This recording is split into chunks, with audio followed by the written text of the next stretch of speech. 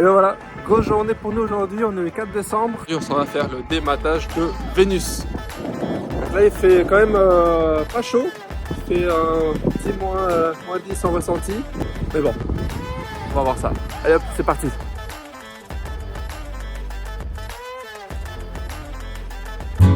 Nous sommes allés chercher Vénus, un Baltique 51 de 1980 en Polynésie française, pour notre projet Arctic Stern.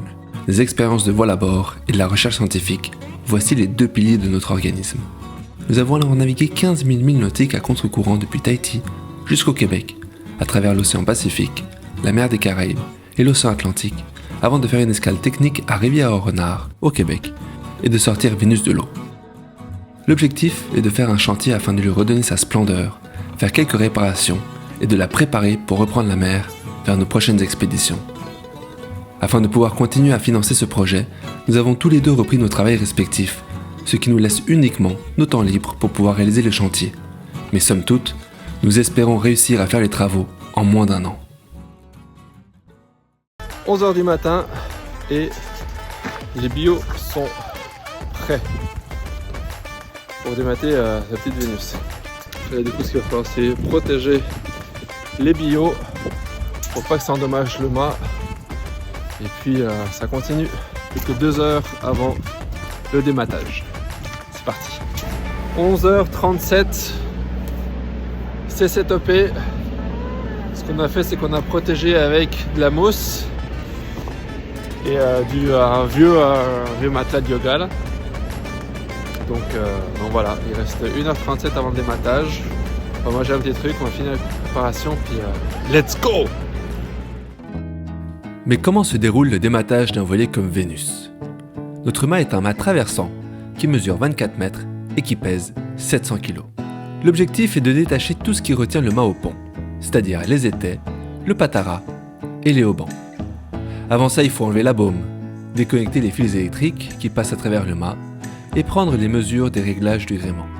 Dans la mesure du possible, on déconnecte tout ce qui peut briser lors de l'opération, comme par exemple la girouette qui se trouve en tête de mât. De l'autre côté, nous n'avions plus de drisse pour monter la tête de mât, ce qui a mené quelques complications. On est en décembre. Et en fait, ce qui se passe, c'est que l'hiver dernier, en fait, tous nos messagers qui passent à travers le mât ont brisé, fait qu'on n'a plus aucun moyen de mettre une drisse en tête de mât. On fait venir une nacelle pour pouvoir monter tout là en haut, pour pouvoir descendre la drisse. Et voilà, en fait, du coup, ce que ça va faire, c'est que ça va donner accès en fait au mât, aux têtes de mât. Mettons, si on veut démonter la girouette avant de faire venir la grue, on va pouvoir le faire maintenant. On s'en va en tête de mât avec la petite machine.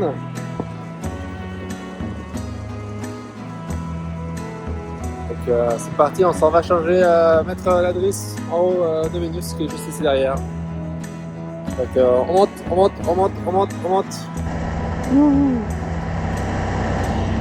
Mais je me rends pas en fait. On est à moitié chemin, c'est un petit peu embêtant. Donc voilà. Mais notre mât est tellement haut que même avec la plus grande nacelle du chantier, je n'ai pas pu me rendre en tête de mât pour passer la drisse et pouvoir démonter la girouette. C'est pas le top, mais pas trop le choix. Mais revenons à la théorie. Une fois que les supports sont prêts, on passe une sangle autour du mât. C'est à partir de là qu'on va tirer vers le haut. La grue prend alors cette sangle et met un petit peu de tension vers le haut. On desserre les ridoirs des étais et des haubans qu'on vient ramener au mât et on solidarise le tout en pied de mât. La grue tire vers le haut et pop, le joint pont-mât cède et le tour est joué. La grue monte alors avec le mât, les équipiers dirigent celui-ci avec des cordages pour finalement venir le déposer sur ces supports qui ont été préparés à l'avance. Facile, n'est-ce pas ? À notre tour. Là on fait l'essai pour voir si on va pouvoir installer la strap sur le mât au niveau de la deuxième barre de flèche. Il est midi et on fait les dernières installations avant l'heure de la vérité. D'un côté, on installe la sangle autour du mât sous notre deuxième étage de barre de flèche, tandis que de l'autre, on commence à enlever la tension des bas étais. Une fois la sangle installée, on la solidarise à la grue. Et c'est même Axel, moi-même, qui s'attelle à cette tâche. C'est pas le moment de faire un geste brusque.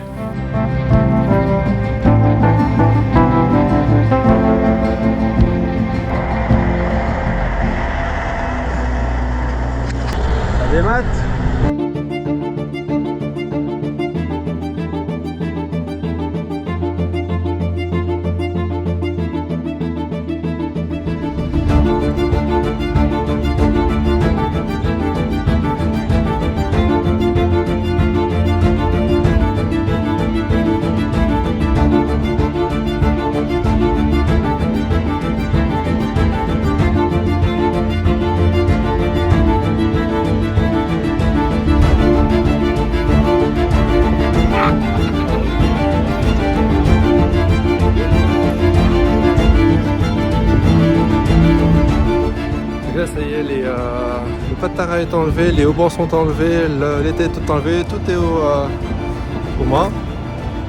Là on va commencer à lever. On croise les doigts. Moi je croise les doigts en tout cas. Bon, petit imprévu. Imprévu qu'on s'était préparé pour.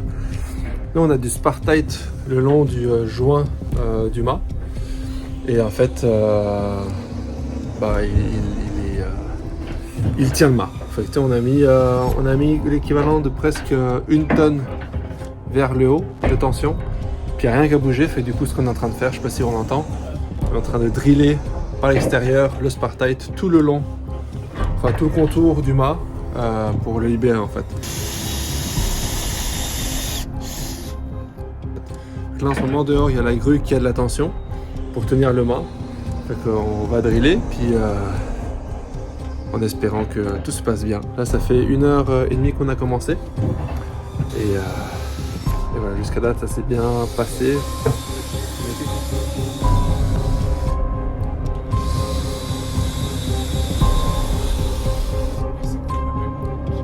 Mais le Spartite, c'est quoi? Notre mât est de type traversant, ce qui veut dire qu'il n'est pas appuyé sur le pont, mais qu'il traverse pour s'appuyer sur notre quille. Du coup, il y a un joint au niveau du pont, afin d'étanchéifier et solidariser le mât à celui-ci. Et sur Vénus, ce joint est fait en Spartite, une sorte de plastique très résistant. En principe, en levant le mât, ce joint aurait dû céder, mais ce n'était pas le cas. Du coup, on a dû le perforer.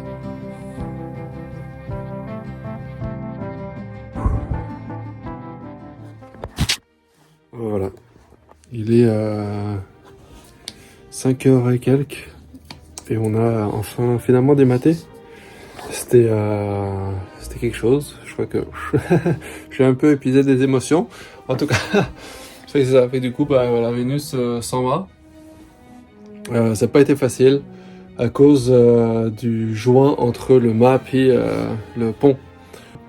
On a fini à 5h, fait que ça a pris 4h pile pour sortir le mât, le poser. Là, il est posé à côté de Vénus. Fait que voilà, j'en ai plein d'émotions. C'est ça, le gros bris majeur, c'est la girouette. Fait que ça aurait pu être beaucoup pire. Ensuite, on a c'est ça, donc les planchers. C'est pas le plancher, c'est on a des boiseries à refaire. Donc voilà. Fait que voici Vénus sans mât. Voilà. Ça ressemble à ça. Fait qu'on a déjà installé un petit seau sur le puits de mât. Comme ça. Cet hiver, il va pas nous pleuvoir dedans. Donc ça continue. Allez, ciao. Un mot?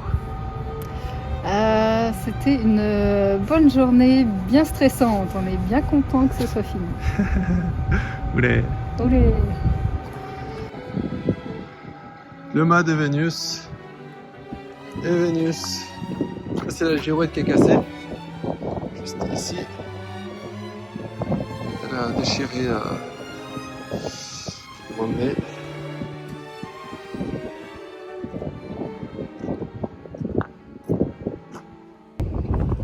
Et voilà, on voit rien et tout.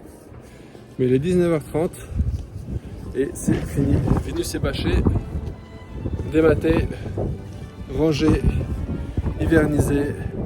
Et puis maintenant, Axel et Chloé, ils vont aller se reposer parce qu'on est mort. Voilà. Voilà à quoi ça ressemble. Vénus sans mât. J'ai les yeux rouges, il fait froid là, il y a du vent, c'est incroyable.